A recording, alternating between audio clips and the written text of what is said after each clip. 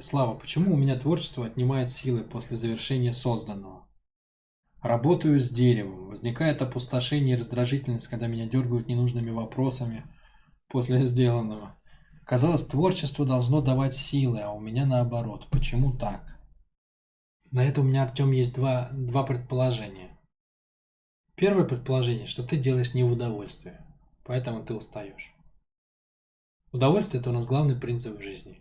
Если вы не в удовольствии, то вы не в потоке жизни. Потому что сама жизнь живет только по принципу удовольствия. Поэтому все нужно делать с удовольствием. И когда вы делаете это с удовольствием, это легко, и это не напряжно, это не вызывает усталость. Вот. Хотя само по себе внедрить принцип удовольствия в жизнь, если ты привык делать на напряжениях, это нелегко. Но это главное, чем надо заниматься. И поэтому, если ты делал бы из потока удовольствия, да, из потока кайфа, собственно, то все было бы в лед, без напрягов, без напряжений, и ты бы выходил заряженный после этого. Не уставший, опустошенный, а заряженный. Потому что ты бы пропускал много энергии через себя, энергию дерева пока работал, энергию там тех, кто задает вопросы, когда там уже что-то сделано. Ну и вот на этой волне ты бы как бы кайфанул. Вот, это гипотеза номер один. Так как ты с тренинга по самооценке, там есть первое же или второе занятие, оно посвящено этому. Ну, первое смысловое, где начинается проработка точно про это. Вот, соответственно, там есть все детали. Кто не проходил тренинг, но хочет практиковать принцип удовольствия, делайте это во время утренней зарядки.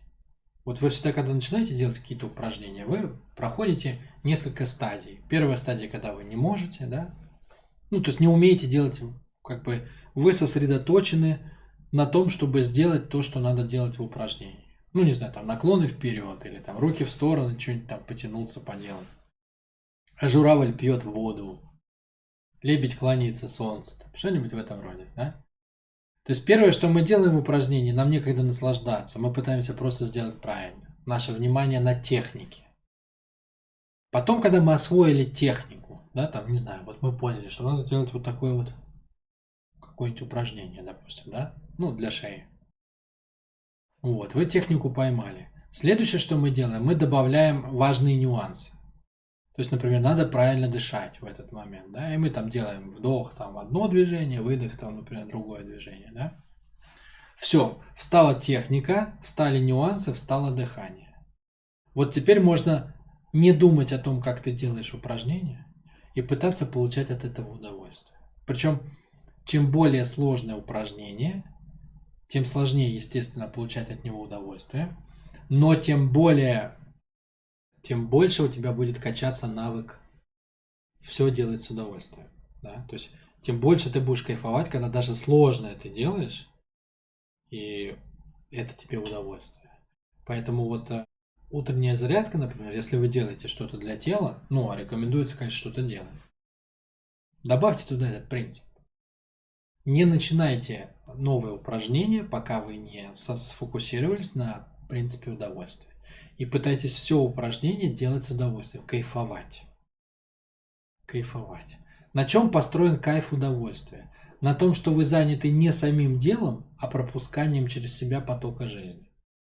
То есть вы держите внимание на фоне, а не на конкретном действии. Фоном является то, что вы как бы в потоке жизни, в ощущении себя. И из этого ощущения себя вы делаете упражнения. Вообще, если вы хотите удержать удовольствие в ситуации, то всегда речь идет о том, чтобы держать удовольствие на фоне. Так? Если вы, например, экзамен, и вы погрузились в ситуацию, она вас захватила, все, нервы пошли, все такое. Ну, это как бы вы провалились в событие, в действие. Если вы понимаете, что жизнь идет своим чередом, бывают экзамены, бывают не экзамены, бывает хорошее, бывает плохое, вы держите на самом потоке, да? То есть сама череда событий, не сами события, а именно вот их чередование. Именно поток событий составляет ваше основное ощущение, вы там держите внимание. Вы не отдаете внимания в события. Как только вы отдаете внимание в события, вы становитесь очень серьезны. Вы теряете кайф. Когда вы в потоке, то все на фоне потока все не так серьезно, не так страшно. У вас больше остается ресурса для игры и для удовольствия. Вот это принцип удовольствия. Поэтому моя первая гипотеза.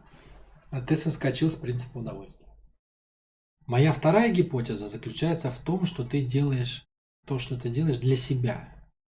Ты не делаешь это для других.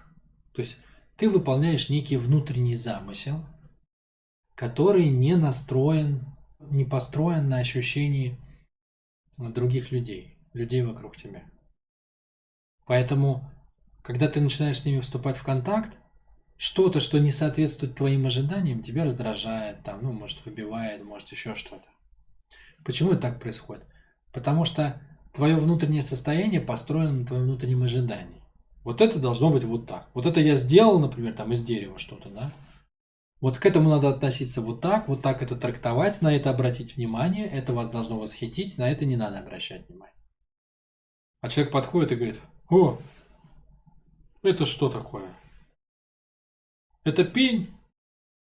Ты говоришь: да нет, это не пень, это древний славянский символ солнца, который выгравирован там, я не знаю, на каком-нибудь щите. Ну, то есть люди могут как бы... Каждый человек, он же занят собой, да? И он приходит и накладывает вот это свое внутреннее на то, что ты сделал. И ты мог внутренне сделать шедевр, понимаешь? А люди как бы взял там и сел, думал, это скамейка. А ты потратил на это там, не знаю, 5 месяцев своего труда. Понимаешь? И вот эта вот разность в оценках, что ты сделал для себя и как это видят другие, она беспокоит только в одном случае, если ты занят собой, то есть если ты делал для себя. Потому что если ты делал для других, тебе интересна их реакция. Тебе интересно, что им понравится, что им не понравится, как они откликнутся, что у них вызовет эмоцию, что не вызовет, да? То есть для тебя это будет интересно. Интересно. Наоборот, ты будешь из этого черпать что-то. Это будет помогать тебе развиваться, расширяться. Но если ты делал для себя, и ты ждешь какой-то заранее понятной реакции, то их реальные реакции будут тебя разрушать. Почему? Потому что они будут не такие, как ты ожидал. И тебя будут все время это раздражать. Ну вот, я думаю, дело в этом.